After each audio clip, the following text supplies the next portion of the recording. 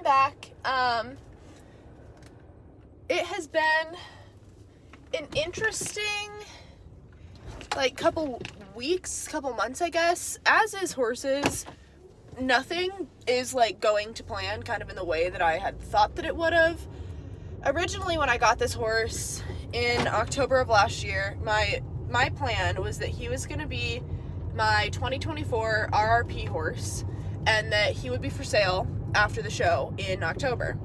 So I designed an entire training program, show schedule, whatever, around getting him as sellable as possible. I wanted him to do really well at the RRP so that he would be more marketable and have a higher price point and all the things.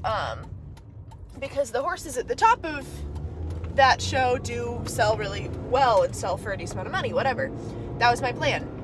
And then I fell in love with him, and I've decided that he's not going anywhere after the show in October. And so that has definitely changed, my perspective on what I'm doing with him. I obviously, I'm still taking him. My entries are in, whatever, I paid for it. We're still going. But it's definitely, changed what my thoughts on just, everything he's doing are gonna be. So when I had made this plan originally, I was like, we're horse showing, twice a week, or, twice a month, starting in April, 2 shows a month, every month, from now until, September, so that he's a season show horse by the time October comes around. And then he's had about 2 months off from just, various injuries and stuff, and it just, things haven't played out, how I planned them to, which I'm fine with, because I don't want to rush him. But anyways, I guess all that to be said, I don't really have any future shows anytime soon. It's mid-May. I'm out of town the next 3 weeks, so literally every single weekend in May I'm out of town. Except for this past weekend, which my car died and I didn't even have a car, so my horse was off after that little lesson we went to. So I don't know. I guess all that to be said, we're not getting ready for anything. We're not really, we're just working at home, which is kind of nice. I don't have a schedule. I don't have things to cram in to get done anytime soon. Right now, the only horse show on our schedule is not until July. We are going to WEC Summer 2 in July.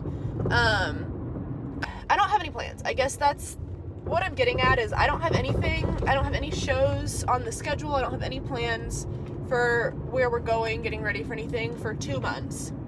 So part of me is should I go look at some of the local stuff or within the next, 3-hour radius, and find some shows to go to in June so that we have actual show experience going into a rated show? Or should we just do everything at home? Because he's gone to schooling. He's gone to one schooling show, and he's gone off-property schooling. He's, he gets twice weekly lessons at home. Whatever. So that's where I'm at right now. All of that to be said, I don't really have a plan. We're kind of in limbo right now, just waiting to see what happens. Today I have a dressage lesson with one of my trainers. And then I've also got to ride, I think, 3 other people's horses, which is fine. I guess technically, I've never really said it on here, technically I am a professional by USO standards, but not a good one. I do a lot of young horse breaking. That is kind of my niche. I ride a lot of young green horses. And I have a lot of clients that are older women who I teach lessons to or school their horses a couple days a week, whatever. I do a lot of groundwork, and dressage foundation. So that is kind of my niche. So I have a really busy day today. I'm also in grad school, so there's a lot going on over here. My semester ends in a week. I have 2 finals next week, and then I'm off for the summer, so I'll really get to dial into my horse and his training. I've been rambling for almost 6 minutes, and I'm sure that no one is listening to me, but I like listening to me, so whatever. My Pivo died in the middle of that lesson, which is so sad, because that was literally one of the best rides I have had on that horse to date. I feel like my horse, probably in the last 6 weeks, went from being just your average 4-year-old baby horse to an athlete. Like, I was so impressed. We had collection, we had impulsion, he had flexion. Like, I felt like I was riding a real horse today for the first time ever on this horse. Like, I'm so excited. I feel like the last 6 months of busting my butt on the flat, with groundwork, with long lining, like the walk halt transitions, the walk trot transitions, the hill work, like I feel like everything that I have been doing is just like coming to fruition right now, and it's really, really, really cool to see how solid his flat work is, and I'm just so freaking excited to like see if this is where we've come in 6 months, like where are we going to be in another 6 months? The RRP is 6 months away. Like, if we could get here, really, like we started training in December, it's May. We could get here December to May. Imagine where we're going to be like May to October. Like, that's going to be crazy. And I hope that I got at least a little bit of it. I noticed that it like stopped following pretty early on, so I'm hoping, I'm going to look at the footage as soon as I leave, and I'm hoping I caught enough of it, because it was like, that was the best my horse has ever felt. That was the best I've ever felt. Like, that was fun and that was cool, and I'm like thrilled. I do have to go to class now. Wrapping up my semester. I have a meeting that I'm going to in Breeches, but I'm obsessed. I'm gonna change my plan tomorrow. I had originally thought about doing like pulls or jump work, but I think I'm actually gonna do everything we did in my lesson again tomorrow and really nail it, because like that felt so good, and I just like want to keep building on that. So that's my plan. I'm gonna voice over what little bit of my lesson I was able to capture today before my thingy died. So we started out, I had no stirrups, we were just focusing on a big forward walk. He gets a little sucked behind the leg and can be a little pokey and quiet, which is not what you'd expect from a 4-year-old who raced last year and was very fast last year. But that's just kind of how he is. He's a very easygoing, calm guy, so we wanted him. Big forward walk, and the second he got dull to the leg, he had to trot forward. So we did a lot of this, probably like at least 5 minutes of this, which was really good for me to establish like what our baseline pace is. And striding nice and forward through that. That's good. That's nice. I've been trying really hard to not pedal. Yeah, you're doing good. I like what you're doing. It's been a big goal. Quieter leg.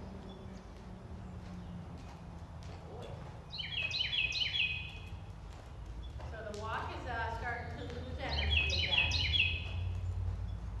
I had a horse that had a walk like his, and by the end, you know, before I lost her, she was overstriding about 2 hooves. But I had to be really diligent to ride her in an honest throughness and striding good and forward to develop that. So he doesn't quicken his stride, but makes it longer.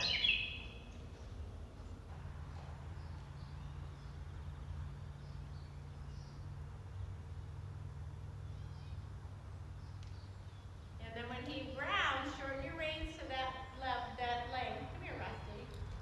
Come out of the ring. And then do another call. Good, and walk on. Yeah. Super. Super. Another call. I love this. Feel the difference here? Yeah. It's like you're starting to get that call inside of the walk. Yeah.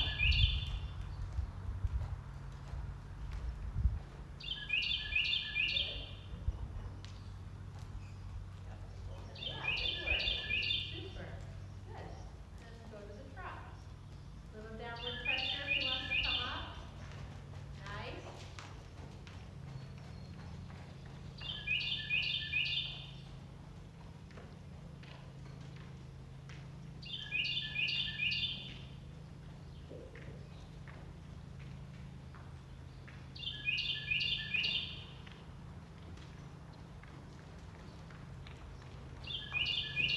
Good, Maddie.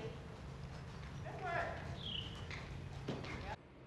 Okay, so I wanted to include the audio on the last couple clips just so I could go back and hear some of the things my trainer and I were talking about, because I find that really helpful. But a quick kind of synopsis of what we've been working on is just getting him nice and forward and off of my leg so that I don't have to like pedal at him, and then really engaging the hind leg, getting him to work down and over himself, and using his back, and not getting heavy, not running around with his head up in the air. Just kind of, the whole 9 yards that you do when you're working with baby horses. And I just think this is the best he's ever looked. Like, okay, we're losing it right now, of course, in these corners, because corners are hard, but like right here, I just think he looks so good. He's really starting to get it. He's really starting to dial in, and like everything is just starting to come together, and I'm so freaking happy about it. I want you to look right.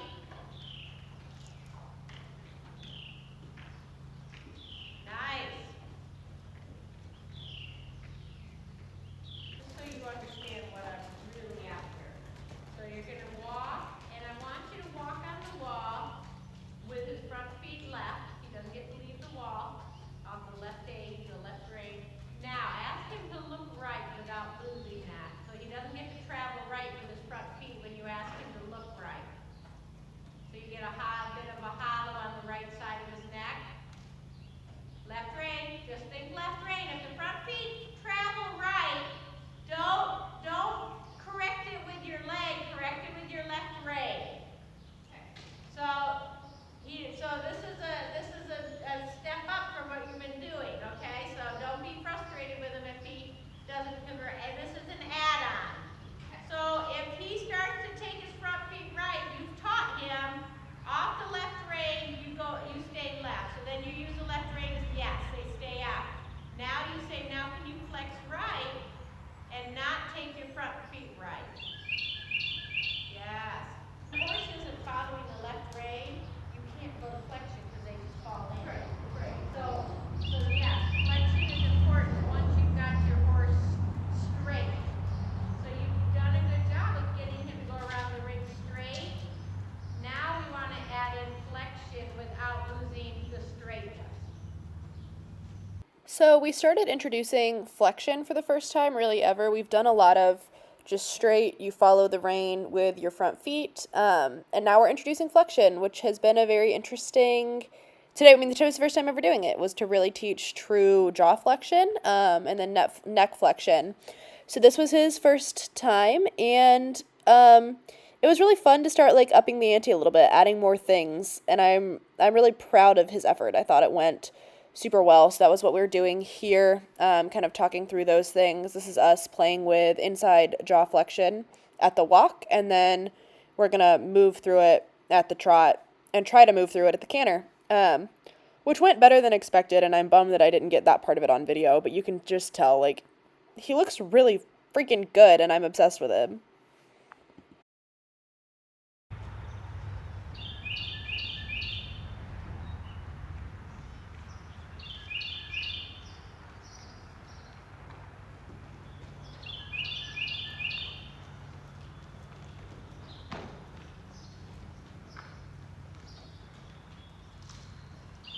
Nice, good, very good, Maddie.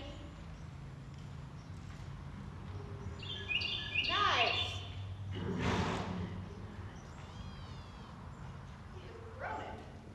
Yeah, that's a good sign to get, because that's starting to ask for belly engagement.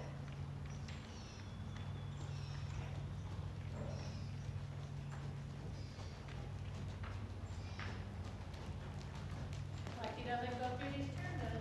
I did that because Ross was in my corner. Well, yeah. Rob, come here. You can just stay out there.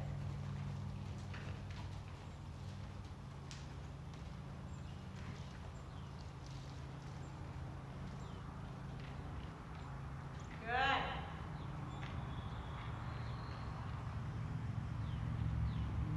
Very good. And so now your job is to continue on, what you have a good base start here. Now I want to get to where I can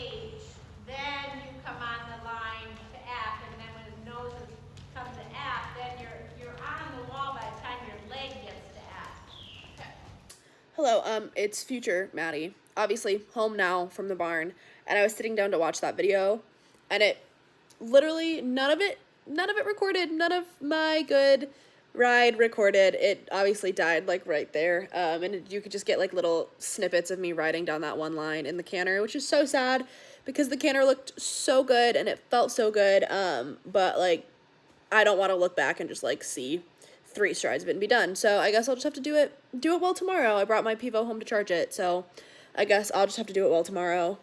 And get it on video for myself then. So I guess this ends that. I'm feeling really good about things, feeling really inspired to just like keep working at it. And I probably, now that I'm sitting in front of my computer, I think I am going to look at some show dates for June. I think that is a good decision, to just get somewhere off property and in a busy environment and horse show in June before we go to WEC in July. But feeling really good about things. Today was wonderful and I really needed that. So